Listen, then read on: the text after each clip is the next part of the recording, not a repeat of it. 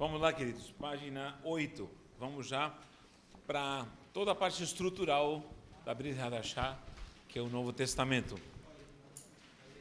Já vimos o período interbíblico, o período dos Macabeus, toda a influência babilônica, grega, romana. E agora, quando vem Jesus, Roma está dominando a Palestina. Tá bom? Vemos também como Antíoco Epifânio profanou o templo e como os Macabeus conseguiram se livrar dessa maldição. Página 8. Temos aqui a divisão geral dos livros do Novo Testamento. Já temos nos familiarizado com o mundo do Novo Testamento, né? Já surgiram os fariseus, saduceus, os escribas, as sinagogas já estavam todas estruturadas. Já temos um novo templo, foi Herodes que ajudou a reconstruir esse novo templo, embora era o segundo templo, mas também já tinha sido novamente destruído. Agora ele é acrescentado, é ampliado, reformado por Herodes. Enfim, a era herodiana surge aí nesse processo na Palestina. Os romanos tinham uma habilidade. Qual era a habilidade? Eles conquistavam as pessoas do local para governar. Então, o governador de toda aquela província, que é a Palestina, foi governada pelos Herodes. Temos vários tipos de Herodes. O Grande, o Antipas, Agripa, enfim. O que acontece? Os Herodes, eles eram nada mais do que da descendência de Abraão. Ninguém sabe disso, mas os Herodes em si não eram romanos. Não eram de Roma. Os Herodes, eles eram descendentes de Edom, eram edomitas, descendentes de Esaú. Pesquise sobre isso. Eram descendentes de Edom. Então, aí estava o grande ódio para a casa de Herodes. Por quê? Porque eles se venderam. Lembra quando Israel estava sendo cativo e diz que há uma profecia contra Edom, porque zombaste do teu irmão Judá que estava sendo cativo. Será? Por isso eu tenho cuidado quando alguém está sendo castigado por Deus. Pode ser qualquer pessoa. Alguém está sendo submetido ao castigo, eu clamo, peço misericórdia, mas nunca me alegro. Edom, tu te alegraste. Edom celebrou quando veio a Babilônia e derrotou a Judá. E veio uma profecia contra Edom. Vocês vão procurar isso no Antigo Testamento, vão encontrar essa profecia. Então, os edomitas, mais uma vez, eles se vendem para Roma, faz uma parceria com Roma, e eles governam a Palestina. E aí, se Israel, o Judá e Jerusalém não se submetessem. Então, aí era poder bélico mesmo, que matava, torturava, crucificava, enfim. Então, é complicado a situação do povo de Israel naquela época.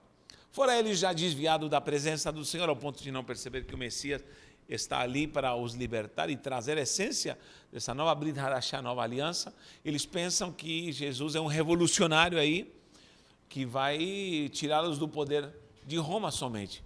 Mas Jesus veio para libertá-los espiritualmente. Aí tem os zelotes, temos aí todas aquelas conspirações contra Roma que trabalhavam para poder se libertar politicamente de Roma. Mas Jesus trazia uma libertação plena, gloriosa e espiritual, em nome de Jesus. Temos aí 3 partes: livros históricos, livros doutrinários e livro profético. Os históricos são toda a história, toda a narrativa, tudo que se refere à biografia do próprio Cristo, que seria Mateus, Marcos, Lucas e João, e a própria narrativa da igreja de Atos dos Apóstolos, tá bom? Embora a própria narrativa da história de Jesus, da vida de Jesus, ainda não está embaixo em si da nova aliança espiritualmente, os escritos do Novo Testamento, aliás, os escritos dos evangelhos estão inseridos no Novo Testamento teologicamente. Os livros históricos, como falei, são o livro de Atos e a história de Jesus. Vocês podem lembrar, quando nós estudamos os evangelhos, lembra das cores do tabernáculo? Quais eram as cores? Quem pode lembrar? Branco, azul, vermelho. branco. Vamos começar por Mateus. Mateus era a cor, era púrpura, vermelho. Aí depois vem o carmesim, Marcos. Lucas é branco e João é azul. Pelo menos essas 4 cores estavam no tabernáculo. O púrpura simboliza a realeza. Vou até anotar para a gente relembrar isso aqui, muito interessante. Púrpura, 2, carmesim, 3, branco.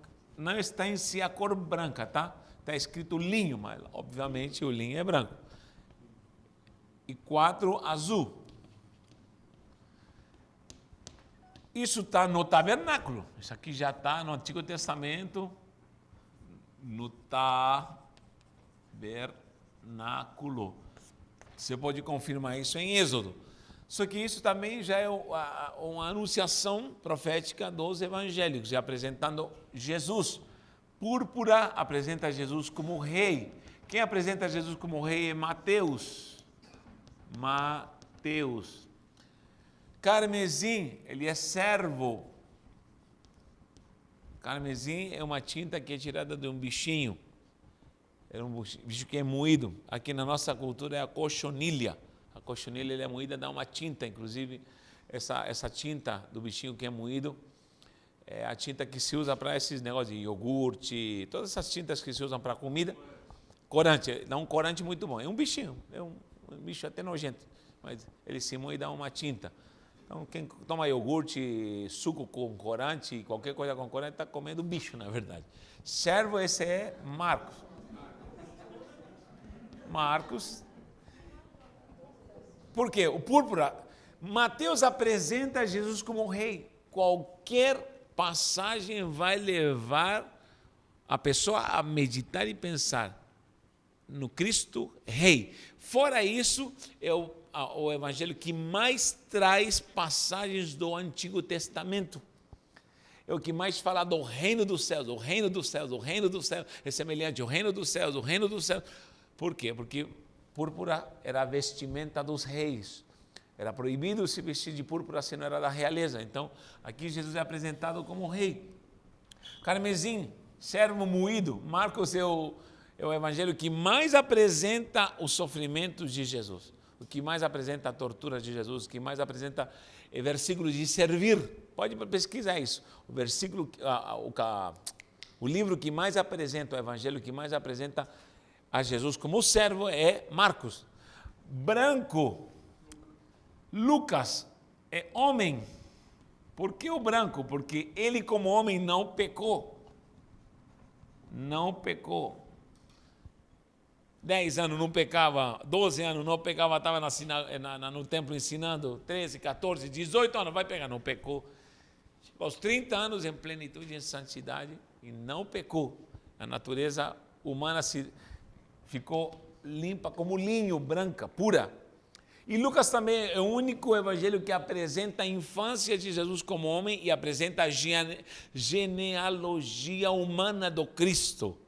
A de Mateus apresenta a genealogia de Davi, de Judá, que é a genealogia real. Olha que interessante. Então, branco é homem e é o livro que mais apresenta a humanidade de Jesus. Que ele se cansou, que ele dormiu, que ele fez isso e aquilo e outro, e enfim.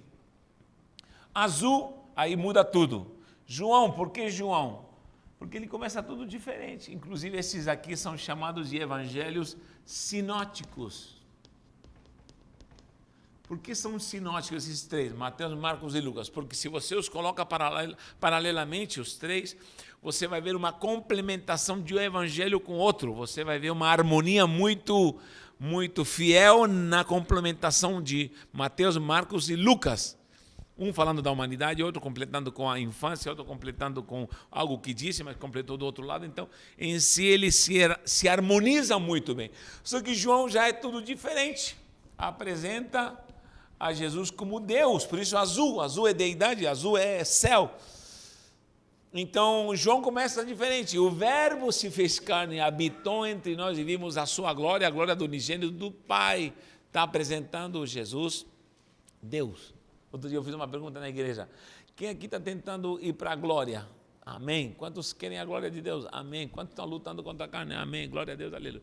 É fácil? Não, é difícil. Agora, o que é mais fácil? Você, homem, se tornar um ser glorioso para sempre? Ou alguém da glória se tornar homem? O que é mais fácil? O que é mais difícil? Deixar a glória e se tornar homem, e não pecar. Esse é o grande desafio. Porque nós temos ainda o sacrifício dele que nos glorifica e nos santifica para a glória do Senhor. Então, esse apresenta o Deus que se faz carne. Quem pode se reduzir? Então, os evangelhos já apresentam esse mistério glorioso, e aí vem na sequência, né, o livro de Atos, que seria inserido na parte dos históricos, onde começa a narrativa de Lucas. E, inclusive, esse evangelho é o primeiro tratado escrito a Teófilo. Você pode ver no início de Lucas que ele está falando para um amigo grego chamado Teófilo. E quando ele começa Atos dos Apóstolos, Lucas escreve Atos, ele fala assim: no primeiro tratado, ó Teófilo, eu escrevi acerca de tudo que ele fez aqui na terra, pregou e ensinou. E agora, Teófilo, vou te escrever o que a sua igreja comissionada, de fato, começa a exercer aqui na terra. Então, Lucas dá um perfil muito lindo de apresentar o Jesus homem, entre os outros que apresentaram ele como rei, como servo, como Deus, mas Lucas apresenta agora a obra desse Jesus sendo maximizada na igreja. Você é uma extensão, você é a comissão, você é a perpetuação daquilo que ele começou. Será que estamos dando conta da demanda do Cristo? Será que estamos na postura certa como igreja para dar de fato continuidade? Sim, há muitas coisas preciosas na igreja, muitas coisas gloriosas, mas nós precisamos trabalhar muito ainda para podermos atingir o propósito do Senhor e entendermos qual é o propósito como igreja. Então a igreja de Atos traz essa postura gloriosa na revelação de Lucas, onde a igreja começa a experimentar o poder, recebereis poder e ser-me-eis minhas testemunhas, tanto em Jerusalém, Judeia, Samaria, até os confins da terra. São Paulo até os confins da terra. Amém? Sabe qual o pior problema da igreja? Posso lhe falar qual o pior problema da igreja? De nós? É que nós queremos trazer todo mundo para Deus. Esse é o grande problema. Isso Deus nunca nos mandou fazer isso. Nós queremos trazer as pessoas para Deus. E alguém me diz: poxa, mas não é para fazer isso? Não. Nós temos que levar Deus às pessoas. É diferente. E a igreja quer trazer todo mundo para a igreja. Todo mundo quer trazer as pessoas para Deus. Não, a igreja tem que levar Deus para as pessoas. Nós temos que sair e levar Deus para as multidões. Nós temos que levar Deus para onde para as pessoas mais improváveis e mais discriminadas que possam ter. Fora nesse contexto de querer trazer Deus para as pessoas, que isso não é o comando de Jesus, nós ainda queremos trazer as pessoas para a nossa denominação. Aí piorou, aí arrematamos. Aí estamos pior, porque a comissão da igreja verdadeira é ide, não é vinde, não é aprenda a fazer convite. Nunca Jesus aprendeu a fazer. Ele trouxe o convite de vinde a mim, a concentração. Só que uma vez que viemos como igreja para ele, a igreja tem que sair, tem que levar Deus para as pessoas. Então, hoje em dia, quanto mais conhecemos, nós estamos aqui para conhecer. Só que saiba de uma coisa: quanto mais nós conhecemos, mais estamos condenados se a gente não fizer certo. Muita gente pensa e diz assim: Moisés quebrou as tábuas da lei porque ficou com raiva. Não, Moisés quebrou as tábuas da lei para que o povo não fosse condenado, porque a condenação do que ele estava fazendo estava na lei. Quebrou. Falei: sabe o que mais? Eu amo tanto esse povo que prefiro quebrar. Prefiro quebrar essas tábuas para que não desça o sarrafo de vez e mate todo mundo, porque quando Deus fala assim: eu mato todo mundo, ele diz: espera aí, se o Senhor vai fazer, apaga meu nome do teu livro. Ah, meu irmão, eu nunca vou pedir isso para Deus, não. Pode descer o fogo do céu.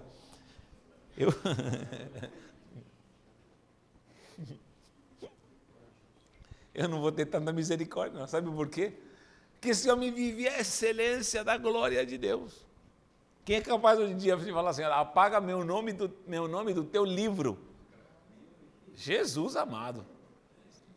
Irmão, se eu chegar lá, estou salvo pela misericórdia. Não, minha família também, glória a Deus, mas olha, eu vou te falar. Tem hora que dá vontade de jogar tudo pelos quintos, mas aí está a prova maior de que a igreja faz a obra como deve ser feita. É quando ela se vocaciona para não trazer alguém para Jesus, mas levar Jesus para alguém. Levar Jesus para as pessoas. Sair. A igreja saiu. Saiu tanto que alcançou a Europa, se movimentou. Então, nós temos aí o livro de Atos. Aí vem a parte B, que são os livros doutrinários, com tanto crescimento.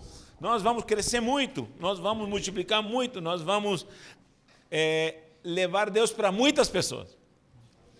Nós vamos levar Deus para muitas pessoas. Nós vamos levar o evangelho para muitas famílias. Nós vamos entrar em muitas casas. Bom, estou profetizando, se alguém quiser.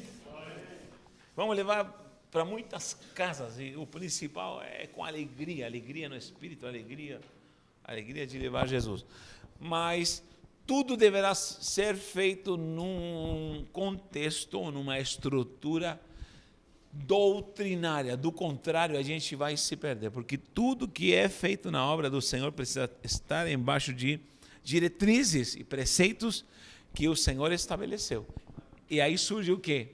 Um homem glorioso, abençoado, ungido, chamado Saulo de Tarso, que ele começa a ensinar como a igreja agora, o povo, como igreja, deve se comportar, agir e se manifestar diante dessa gloriosa fé. Aí surgem as cartas doutrinárias.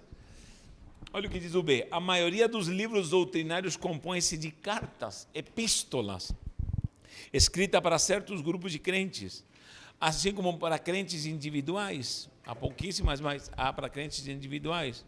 Tito, Filemão, e aí vai. Quase sempre essas epístolas abordam problemas específicos que alguns deles estavam enfrentando. Ou seja, já temos uma igreja com problemas naquele tempo. A doutrina surge segundo a problemática.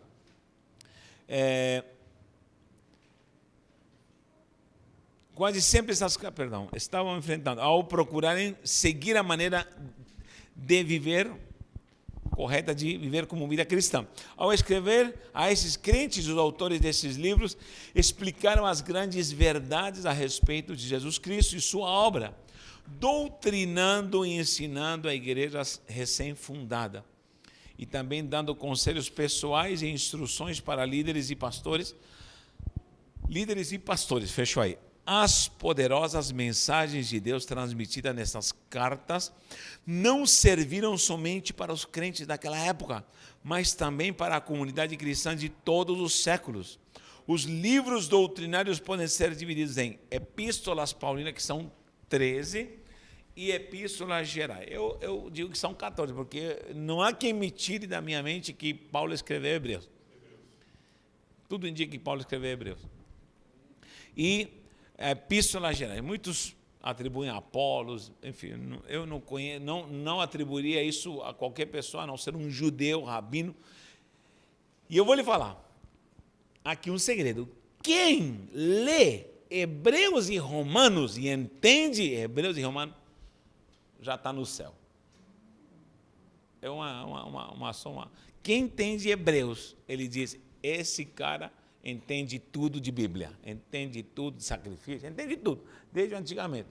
E quem entende a gratuidade, porque quem lê Hebreus vai ler todo o contexto de... Lógico que você vai ter que ler o Antigo Testamento, vai entender todo o contexto do Antigo Testamento, das leis do sacrifício, do sacerdócio e tudo mais, pela fé, e começa a salientar desde fé de Abraão, Isaac, Jacó, Moisés, e vai avançando.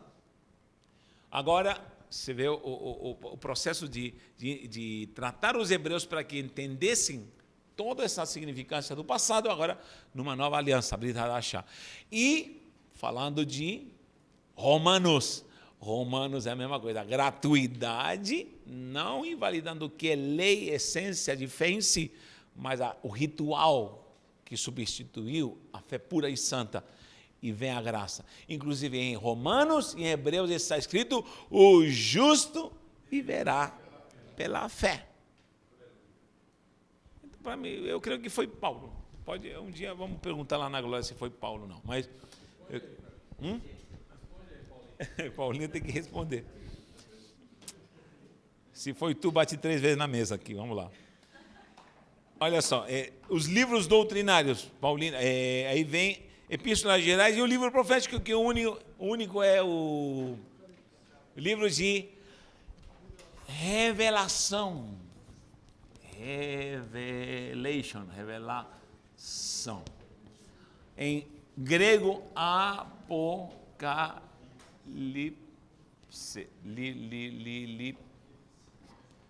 Apocalipse. Eu me lembro que eu estava com 7, 8 anos, quando eu li Apocalipse pela primeira vez. Olha a loucura. Minha mãe me ensinava a ler a Bíblia toda noite. E eu me aventurei no Apocalipse, porque falavam tanto do Apocalipse. E eu fiquei tão abismado, com 7 anos, mas tão abismado, mas todo dia. Minha mãe fala: tá vendo, Natanael?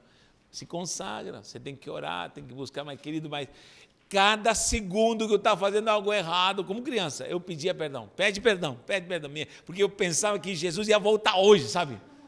Jesus ia voltar, é hoje que Jesus volta. Tomara que a gente voltasse a ser criança assim, né? Jesus volta hoje, meu Deus do céu. Jesus, passou meia hora, Jesus está voltando hoje, Jesus. Eu tinha, quando vi aquele negócio do 666, pronto, eu falei: acabou. Eu não queria, eu me lembro que tinha um negócio que vinha num chiclete, que meu pai não gostava que a gente fizesse isso, mas escondido sempre, e eu tinha essa mania de fazer escondido do meu pai, que era uma calcomaninha que colocava com água, um decal, e tirava assim, era borboleta, um bichinho bonito, coisa inocente, sabe? Mas meu pai não gostava desse negócio, detestava que a gente se marcasse com esses negócios, que saía depois, enfim. Alguém que é dos anos 80 lembra disso, mas olha, ou até antes, mas olha... Conclusão, quando eu fiquei sabendo, e minha mãe fala: cuidado, porque coisas seculares vão ser usadas para marcar, e eu falo: acabou, eu me converti, larguei esse negócio, e colocavam na testa, os meus colegas colocavam na testa, eu jogava água assim, tirava, lá, me converti, meu irmão, eu me consta, falei: acabou, chega, e de repente eu 66, eu não queria, era algo tão aterrorizante pensar. E eu digo hoje em dia, um pouco mais velho, eu digo: ei, o que falta na igreja é isso. Falta 2 coisas em nós ainda. É ter a alegria de uma expectativa gloriosa de um céu e o terror de um inferno. Esses 2 graus estão faltando na igreja. Pensarmos mais no céu e pensarmos mais no inferno. Pensarmos que há uma condenação eterna. Querido, tem gente que pensa que não há mais inferno. Não, só pode ser. Só posso pensar, e tem gente que esqueceu que é um inferno de condenação. Esse livro profético vai transmitir ao povo uma mensagem sobre a presente situação e como deveriam reagir diante dessa situação. Já começa com as 7 igrejas: Éfeso, Esmirna, Pérgamo, Tiatira, Sardes, Filadélfia, Laodiceia. Além dessa interpretação que são modelos de igrejas que existiam naquela época, isso se cumpre nos dias de hoje, o perfil da igreja de hoje em dia, como também, hoje em dia, posso afirmar categoricamente de que são períodos, esse período Éfeso talvez já passou, o período da pobreza. Esmirna é uma igreja muito pobre, tu és pobre, porém rica, a igreja é muito pobre, muito limitada, perseguida, mas era uma igreja fiel. Éfeso era uma igreja que estava na labuta, mas já começou a se esquecer do primeiro amor. Perdão, começou a abandonar o primeiro amor. Não esqueceu, abandonou o primeiro amor. E aí vai. E todos os períodos vão avançando. Esmirna, Pérgamo, aí vem o período Esmirna, que ela significa mirra, que vai ser moída e vai ter que gerar um cheiro bom. Também ela é perseguida, aí começa a perseguição de fato de Roma. Pérgamo, Tiatira, Sardes, Filadélfia e Laodiceia. Todos são períodos que vão passando vão passando. Todas elas têm uma característica. Aí vem o período Pérgamo, onde a igreja se corrompe, a Idade Média. Aí vem a pompa das construções, onde há uma troca de valores. Você vê que em Pérgamo acontece isso. Tiatira, onde há uma mulher chamada Jezabel, o espírito chamado Jezabel. Aí Jezabel entra, o adultério dentro da igreja. A Idade Média, a igreja adulterou, a igreja fez coisas erradas, indulgências, isso é adultério espiritual. Aí veio o período Filadélfia, depois da Idade Média, que se levanta. Martinho Lutero, vem a reforma. Martinho Lutero é Filadélfia. Todos os avivamentos, John Wesley, Jonathan Edwards, todos aquele avivamento que você vê 1500, 1600, 1700, 1800, é um grande avivamento que para mais ou menos no início do século, até a Rua Azusa, 1900 e pouco. Aí há uma parada, e com esse avivamento a igreja se potencializa, e surge o último período, que é o período Laodiceia, uma igreja que está muito rica, mas está longe da presença do Senhor. E Deus dá um conselho, Jesus dá um conselho. Te aconselho que compres colírio para os teus olhos. Ou seja, a igreja precisa de visão. Quem está entendendo? A igreja precisa de uma visão clara, objetiva. E poder ter essa visão. A igreja precisa ter visão, colírio para os olhos. Que compres vestes brancas e te vistas de linho. Significa, a igreja cresceu muito, mas precisa de santidade. Temos maus exemplos de igrejas hoje em dia, de pastores, lamentavelmente. E já, lamentavelmente, muita gente nos vê como adúlteros e mercenários, lamentavelmente. Eu vou lhe falar uma coisa, decore isso, não existem crentes safados. Não existem crentes pilantras. Alguém? Não existem. Existem pilantras que se dizem crentes. Existem safados que se dizem crentes. Existem mercenários que se dizem crentes. Crentes são crentes. Servos de Deus são servos de Deus. E vou falar de novo, não existe uma igreja safada sem vergonha. Não, existem safados sem vergonha que se dizem igreja. Ah, mas o cara está pregando e está falando, não, esse cara não é crente, esse é um pilantra que se diz pastor. Esse é um pilantra que se diz crente. É um pilantra que pega o Facebook e se diz profeta.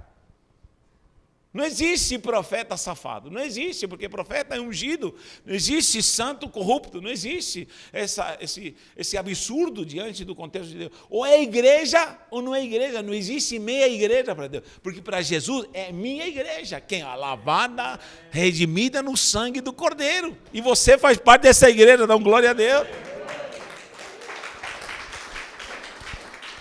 Ah, mas eu conheço um crente safado. Não, tem um safado que se diz crente, eu já combato isso. Ah, mas tem um pastor que faz isso. Não, esse é um adúltero que se diz pastor. Ah, não, esse é um ladrão que se diz pastor, que é diferente. Ah, sim, aí sim. Então, queridos, a igreja é a igreja do Senhor. A igreja precisa ser reconhecida como igreja. E a revelação traz esse modelo onde a igreja precisa voltar, recapitular e rever, porque há maus elementos. É a igreja santa. Ele não descarta nenhuma das 7. Por quê? Por que não descarta? Os elogios estão presentes como igreja, mas ele reprova os que se dizem crentes dentro da igreja. Quem entendeu? Amém. Tu dizes que és, mas não és. Então não é. Acabou. Terminou. Livro profético. Vire a página. Vamos terminando. Porque tem gente que já está me saudando como japonês aí. Página 9. Livros históricos, está aqui o esquema, Mateus, Marcos, Lucas e João, e Atos dos Apóstolos. Lê Atos dos Apóstolos, você vai reacender a chama. Eu mandei um link de um livro, mas não leia esse livro sem antes ler Atos dos Apóstolos. Livros doutrinários, que são as epístolas paulinas, desde Romanos até Filemão, ou até Hebreus. E aí temos Tiago, 1 Pedro, 2 Pedro, 1 João, 2 João, 3 João, e Judas, que não é o Iscariotes, tá bom? Esse Judas aqui nem o Tadeu, não é nem o Tadeu. Esse Judas aqui é o irmão de Jesus. Livro profético escrito por João, que se encerra com ele o Abrir Hadashah. E em João está escrito, na revelação do Apocalipse, estão escritas coisas que ainda vão se cumprir. Algumas se cumpriram, mas algumas estão ainda por se cumprir. E o livro de Apocalipse apresenta um quadro de cataclismas, de reações da natureza, comportamentos da sociedade. Você acha que essa bagunça aí de carnaval, agora zombando de Jesus, quando é que nós vimos uma zombaria de Jesus desse jeito? Se preparem para o que vem. Só que se preparem. Eu amo os corintianos mesmo, me perdoe, mas os gaviões da Fiel que se preparem para relação. Esse clube, estou falando. E estou declarando isso, porque eu tenho orado ao Senhor e tenho visto isso. E tenho visto essa zombaria. Esse gavião da Fiel, se prepare para que vai acontecer.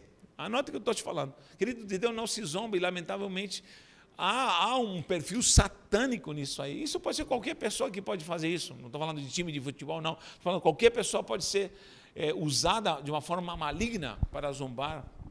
E isso vão vir. Esse ano vão vir combates contra esse novo governo, vão vir zombarias contra esse novo governo. Querido, agora que nós temos uma ministra que é evangélica, que falou algo tão essencial para nós, querido, e só se foi hipócrita que não entendeu a alegoria que ela disse, uma alegoria, e que foi interpretada de uma forma radical, literal, e fuzilaram ela, onde menina se vestirá de rosa e menino se vestirá de azul. Quem não quer isso, meu irmão? Quem aqui quer que seu menino se vista de rosa? Nada contra o rosa, estou falando, ou seja, vire um gay. Somos preconceituosos, não é esse tipo de coisa. Se falam alguma postura, alguma opinião voltada para uma ideologia cristã, acabou o mundo. Não pode falar nem A nem B. Os outros podiam fazer as abominações, podiam pegar verba pública para fazer exposições de zoofilia e de pedofilia. E aí pode, aí bate palma. Aí é arte, é uma bendita de uma arte. Gente, não é cultura. Cultura dos infernos, existe cultura dos infernos também. Então, nós precisamos acordar. Essa nação é profética, essa nação é ungida, essa nação é gloriosa, essa nação vai mudar esse contexto. O Brasil vai liderar o Apocalipse. Vai liderar o avivamento da última hora, não adianta. E vai escolher a nossa vida em nome do Senhor. E os mais improváveis serão usados para a glória do Senhor. Os livros históricos, os evangelhos também são divididos em sinópticos e o próprio evangelho suplementar de João. Aquilo que eu expliquei. O evangelho Mateus, Marcos, Lucas, Mateus, Marcos e Lucas, são os que se harmonizam. João é diferente porque apresenta uma visão de deidade, apresenta Jesus como Deus, tá bom? Então temos aí a apresentação dos evangelhos. Vamos ver um pouquinho de Mateus para a gente já ir encerrando, para vocês não ficarem chateados comigo. Mateus, temos o autor, Matatiahu é o nome original de Mateus. Matatiahu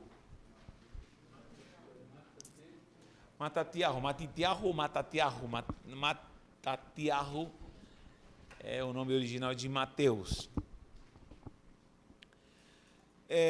Mateus era publicano, era judeu, porém esse publicano era o que Roma fazia, pegava pessoas do local, eles se vendiam para Roma e eles não colocavam a cara a tapa, entre aspas, mas usavam os próprios de Israel para cobrar impostos sobre os irmãos. O caso do próprio Zaqueu, porque eles davam liberdade, falavam, o imposto que você tem que cobrar é X, entregando isso para Roma, está de boa, você cobra o que você quiser em cima. Olha que traição, além de ser usado para cobrar os impostos para Roma, ele subornava, exatamente, explorava mais. Então eles odiavam os publicanos. Ontem, descendo da serra aqui de São Paulo, descendo para... Isso foi ontem mesmo. Descendo da serra, onde foi segunda para terça. O que acontece? A polícia me parou. Eu digo, diante de Deus, eu não sabia. E olhou, carteira, documento, tudo bonitinho, e voltou e falou, sua carteira está travada. Eu falei, não estou sabendo por quê. Você se mudou de endereço há algum tempo? Mudei. Então deve ter chegado no seu antigo endereço. Você extrapolou a pontuação. Falei, meu Deus do céu, você tem que apresentar a sua carteira, estou dirigindo. vou te deixar. E aí? Ele falou, o que nós vamos fazer? E me olhou com aquela cara, era de madrugada. O que nós vamos fazer? Eu falei, não, faça o que tiver que ser feito. Ah, mas é de madrugada. Você sabia que a multa é 1.000 e não sei quantos reais? Falei, que coisa difícil. E aí? Falei, querido, apresente o que você tiver para apresentar. Sinto muito. Eu sou evangélico, sou pastor, estou voltando de uma vigília, estou pregando a palavra, e se o senhor tiver que multar, pode multar. Ele se afastou e pode me faz o que tiver para fazer. Lógico que eu por dentro do sangue de Jesus tem poder, cai por terra demônio em nome de Jesus. Mas eu falei, faz o que tiver para fazer. Se tiver que guinchar, guinche. Se tiver que me prender, prenda. Se levar para a cadeia, pode me prender, não tem problema. Demora, eu falo, só vou recolher tua carteira. Vai embora, não vou te multar. Continua pregando a palavra, amém. Desci lá e falei, estou proibido. Hoje o Abidom veio dirigindo, estou proibido por tempo indeterminado, aí não sei quanto vai ter, vou ter que ir no Detran, não pude ir hoje. Conclusão, sabe qual é o problema de muita gente? É que nós exigimos muito do governo e estamos nos corrompendo. Nós às vezes nos corrompemos e queremos corromper e vivemos numa cidade que quer nos corromper. Onde eu quero chegar? Os publicanos se corromperam e corrompiam, eram odiados. Então, quando Jesus vem a um publicano e diz assim, ei, segue-me, o cara não pensou duas vezes. Quem se interessou por mim? Por quê? Primeiro, eles eram odiados, eles não podiam andar em nenhum lugar, eles cuspiam. Ninguém gostava deles, meu irmão.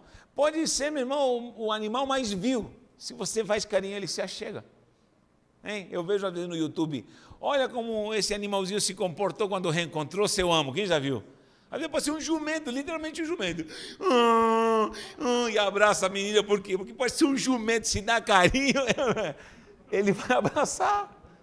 Cachorro, você dá, meu irmão, você dá carinho, ele chega junto. Agora, preste atenção. Quem é que vai conseguir viver numa sociedade onde é rejeitado por todos? Onde todo mundo, lá vai ele, lá vai ele, lá vai ele. E, cuspido, os filhos na escola eram discriminados, quem sabe? Aí passa um que olha para ele com simpatia e fala assim, preciso de você, estou interessado em você. Yeshua HaMashiach, o mestre, aquele que faz milagre, me chamou, eu largo tudo isso para seguir Jesus. E largou Jesus e se tornou um grande discípulo para a glória do Senhor. Ele apresenta Jesus como rei. O propósito de Mateus foi escrito para judeus, visando responder às suas indagações sobre Jesus de Nazaré, que alegava ser o Messias de Israel. Nesse evangelho, Jesus é frequentemente chamado de filho de Davi. Ben-Hadavi. Ben-Hadavi. Yeshua HaMashiach Ben-Hadavi. Yeshua HaMashiach Ben-Hadavi. Quem gritou assim foi o Bartimeu. Yeshua Ben-Hadavi. Esse Ben-Hadavi não era qualquer um que sabia. Alguém tinha que reconhecê-lo como rei. Porque os reis eram chamados, você é descendente de Davi. Meu rei Ben-Hadavi. Ben-Hadavi era você que desce ou é descendente da genealogia dos monarcas, ou seja, ele não só pediu um milagre, ele pediu para um rei. Aqui tem um súdito que é cego, mas enxerga mais do que muita gente, talvez. Muita gente te rodeia, olha o que o cego estava falando. Muita gente te rodeia, mas só quer um milagre. Eu quero a glória do filho de Davi, do rei. Meu rei, eu estou clamando por você. E foi curado para a glória do Senhor. Curiosidade, o Evangelho de Mateus contém mais de 40 citações literais e mais de 60 referências do Antigo Testamento. Olha que lindo. A frase reino dos céus aparece 32 vezes em Mateus e não aparece no restante do Novo Testamento. Reino dos céus, olha que lindo. Jesus como filho de Davi citado 9 vezes, mas só 6 vezes nos outros evangelhos. Ou seja, temos um rei apresentado aqui. Mateus serve como uma ponte de ligação entre o Antigo e o Novo Testamento. Sempre Mateus será o que concilia, o que unifica, a ponte que traz a essência do povo judaico, da monarquia judaica, da religião judaica, para abrir Hadashah para o rei Messias. É por isso que quando você ensinar a um neófito, a um novo convertido a ler a Bíblia, começa por Mateus. Ensine a ler Mateus. Ler Mateus. Depois ler Marcos, depois Lucas, ler João, ler os evangelhos, a primeira coisa. Não começa com as matanças do Antigo Testamento, não, que o cara pode se espantar. Então, começa com o rei da vida dele. Jesus vai ser o rei da vida dele. Ele vai aprender a ser servo. Quando ele lê, a realeza vai entrar nele, o reino do céu vai entrar nele. Ele vai aprender a ser servo com Marcos. Ele vai aprender a ser um homem santo em Lucas. E ele vai aprender a ser glorificado em deidade santa com Yeshua em João e Yohana. Mateus serve com essa ligação, começa com genealogia e é cheio de citações do Antigo Testamento. Desenvolve o tema do reinado do Messias e mostra o cumprimento das promessas. Muitas promessas ainda vão se cumprir na nossa vida, em nome de Jesus. Mateus narra milagres exclusivos, os 2 cegos, o mudo endemoniado, a moeda da boca do peixe. Olha que interessante. Jesus tinha o controle de tudo. Minha esposa sempre pegou esse ditado da mãe dela que fala assim: Jesus sabe onde está a moeda, onde está o peixe com a moeda. Jesus, calma, mas como? Calma. Jesus, ela tem esse ditado. Minha esposa sempre fala isso. Jesus sabe onde está o peixe com a moeda. Calma, Natanael. Jesus sabe onde está o peixe com a moeda, de fato.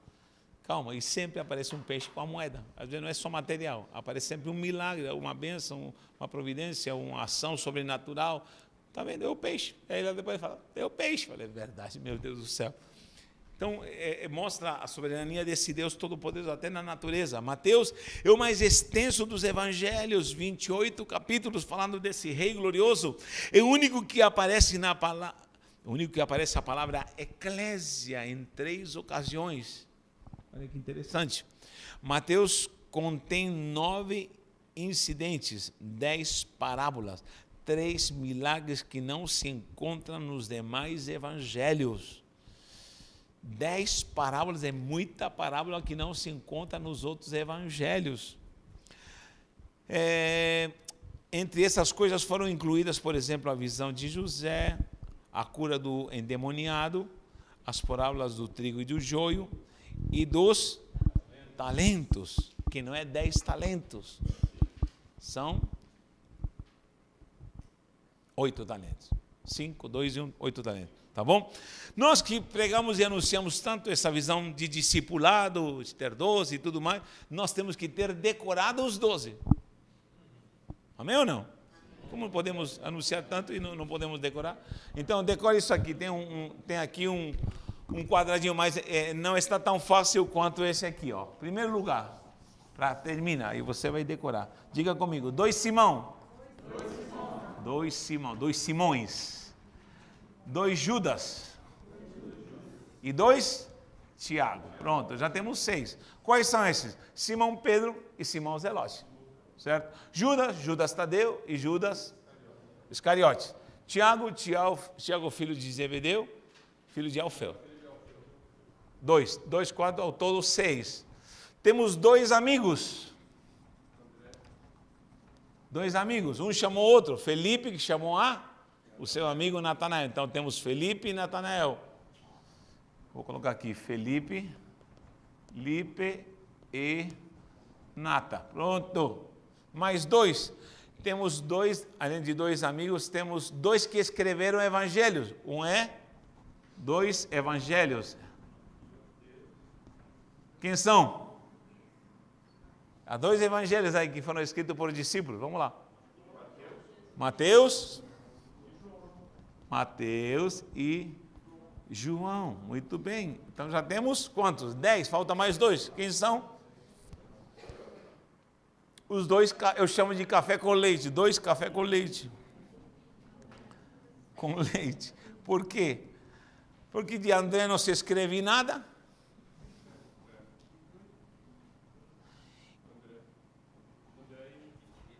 Tomé.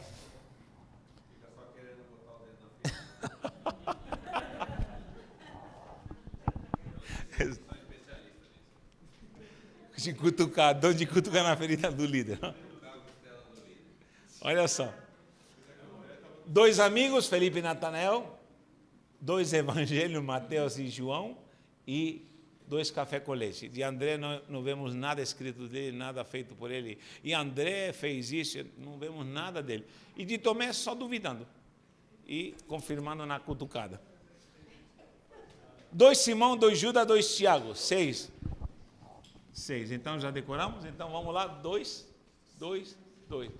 Simão, 2 Judas, 2 Tiago. Acabou. 2 amigos, 2 que escreveram o evangelho e 2 café com leite, que pela misericórdia se salvaram. Amém?